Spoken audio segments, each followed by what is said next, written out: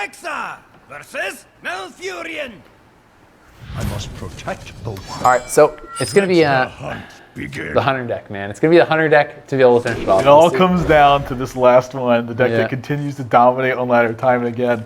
And I feel pretty comfortable with Hunter in pretty much all the scenarios. Like I've played a lot, I've practiced with it a lot, and so I'm feeling really good about this. Even though he's playing Druid. The Wild Growth and the Nourish in his starting hand is pretty nice. Yeah.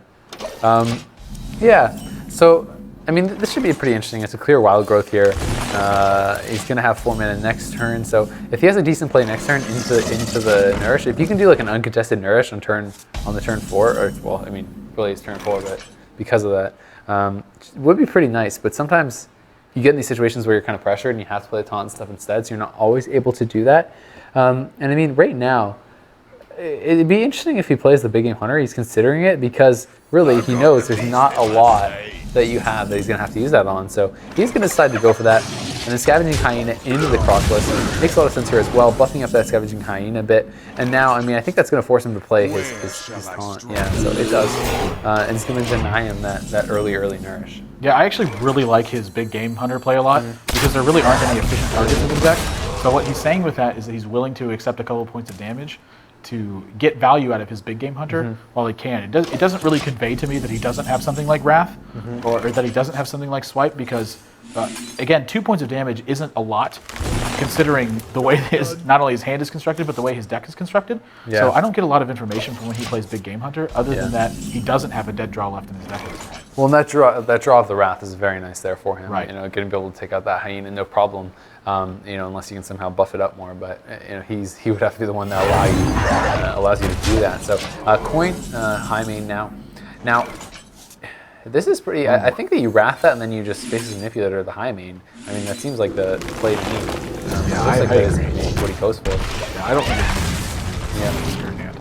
And now, I mean, that opens up some pretty interesting stuff. I mean, with the Death Rattle already there, is that something you would ever really want to Mark the Wild? Because, you know, Mark the Wilding, it just kind of makes it even more exposed to getting killed by, you know, Hunter's Mark and things like that. So, you know, it is kind of a little bit scary. You're already going to trade out. Plus, the nice double draw there with the Buzzard. So, you're going to pull out the Animal Companion. You have the Timberwolf, you have the Houndmaster as well. So, drawing that Huffer there is quite nice, and you can buff it up with the Timberwolf if you decide to do so. Looking like you're thinking about going for the tracking, but you know, what's your thought process going Animal Companion instead of just maybe buffing up one of those taunts?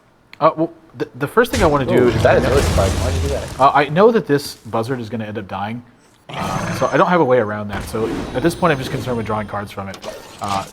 The other thing I have to consider is because I have this Houndmaster in my hand, I actually want minions to be on the board next turn, and really the only way to prevent that, or to keep that happening, is to make sure that he can't kill all my stuff. So like, it's like... I think 4 points of damage to his face is probably worth a little bit less, because the other thing I'm thinking about is Starfall as well. He's played a Starfall in both of his games. I kind of want to hedge against that. So I sacrificed 4 points of damage from it, but I'm feeling really comfortable, even though I've done that, because I've drawn a lot of cards at this point. My hand's still really good. I think my board position's really favored. If he can't deal with this board position, I end up coming out pretty far ahead, all things considered. Okay. So interesting play here. I'm guessing he's just going to get that Ancient of War out. But no, he's actually armor up. He wants to get rid of that. I mean, it makes sense. He's got to get that. Yeah, got to get rid of the Buzzard. So he is going to actually just get off that taunt. And I mean, these big taunts are pretty tough to deal with. Plus, he does have potentially 18 healing in his hand. Once again, he has the double Ancient of War plus the Healing Touch, which is definitely cards you do like to see against that. And oof, the Buzzard plus the, oh man, that's pretty nice. Having that out there and Unleash as well. I mean, you could potentially make this a huge Hyena, and it looks like that is exactly what you want to do. Stampeding Kodo as a draw, and you could obviously go with a Hunter's Mark as well, double Hunter's Mark even. So, going to be able to trade that out and start buffing up that Hyena quite a bit, and still keeping 4 minions down the board is a very, very nice turn. Yeah, going into that turn again, this is sort of the position I was trying to create, which is making sure that if I'm playing against something like Starfall, it's going to hurt, but I want it to hurt a lot less. So clearing 1 minion is actually pretty critical. And then again, the 4 damage is important, but this deck thrives off of sustained damage turn after turn, and not so much around the burst that it would traditionally focus on. So I don't end up using Houndmaster, but sort of the point ends up being exactly the same. Ooh, ouch. I mean, that's the danger of buffing up those cards that already have, you know, the death rattle and everything. I mean, the silence is just so powerful in that situation. And now, I mean, good to be able to get lethal on the back of that. And that was a rough game for Druid, man.